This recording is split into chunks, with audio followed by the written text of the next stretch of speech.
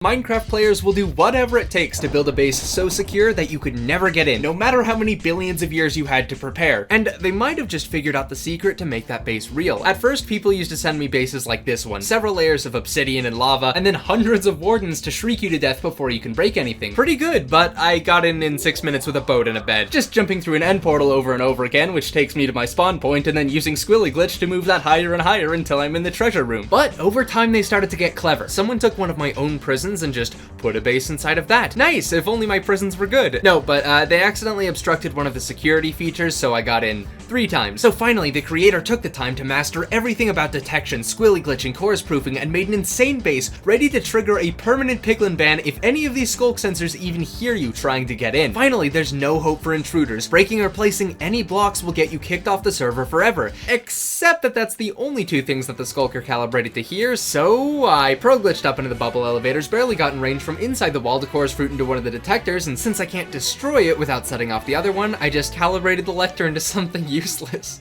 And then did it again on the other side. So now I can safely mine close enough to elevate swords up with item frames and permanently sabotage the piglin ban. And the problem isn't that I'm too smart, trust me, I'm a moron, and there are some really clever Minecraft bases, but between a highly advanced superstructure and one Steve, the Minecraft player always wins. We're just too powerful and it's unfair. So, said the Minecraft base builders, what if we just made it unfair? In the other direction. And thus people began to send me bases like this, just to troll me. You wanna know why it's so unfair? It uses a forbidden defense known as rules! According to the rules, your inventory must stay empty for the entire run, and if you ever pick up an item, even on accident, you instantly lose and die and fail forever, except for the diamond block in the center. The goal is to collect that one item and safely bring it out of the base to win. And with that rule set, you just have to add any defense that requires items to get through. Ah yes, make this 4 block forward, 3 block high jump with no items. Mine obsidian while sitting in massive pools of lava, with mining fatigue, with no tools or fire resistance or anything. Get down layers of bubble columns and try to mine obsidian as Elder Guardians knock you away in every direction. It's a joke base. It's literally just a joke base with an unfair constraint. I think you would have to be an actual psychopath to try and break in while still obeying all of the rules. Step 1. Shopping. I'm going to start by running away to the local village so we can buy something useful. Now, most of the stuff they sell here is items, which are forbidden, but in this vain world of treasures, objects, and trinkets, there's something much more valuable than material wealth. Big, strong men. I'll take that one.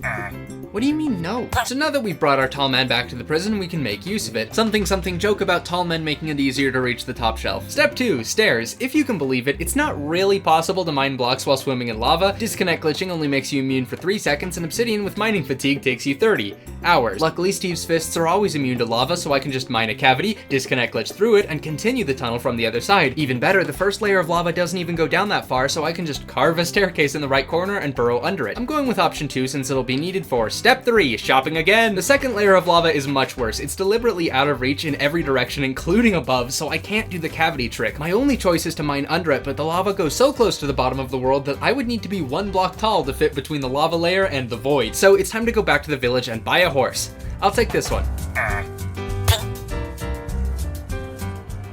What the? How are you here? After nudging the horse for 230 blocks, I'll set up a return staircase because we're about to destroy our own infrastructure and carve a large enough cavity in the corner so we can punch the horse all the way across the gap to the... Do it all over again and cross your fingers it doesn't end itself this time.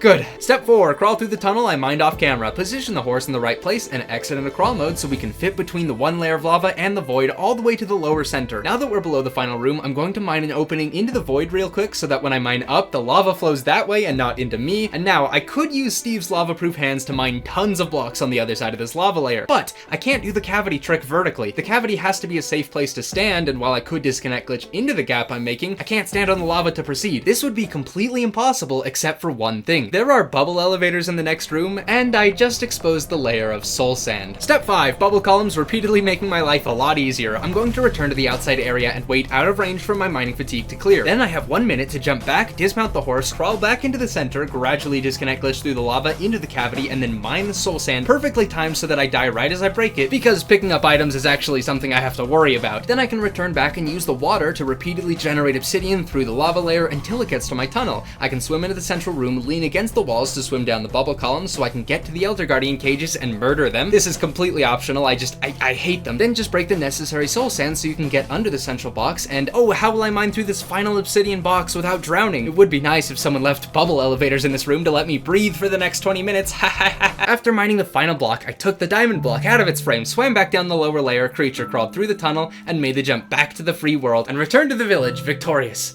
I'm rich! Oh, man, anyone want to buy a diamond block? Anyone?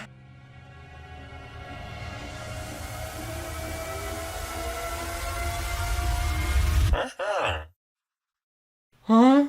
So, I am not asking you to send me more bases like this, to be clear, unless you're really good at game balance, because if you can believe it, making Minecraft bases unfair does in fact make them unfair. With dumb enough rules, you could make any base unbreakable. It's just that this particular challenge was uniquely fun, so that's fun. But I hope it at least inspires some of you to mess around with the idea. Just remember that the perfect, truly impenetrable Minecraft base is impossible. It's impossible. I know it is. What is this?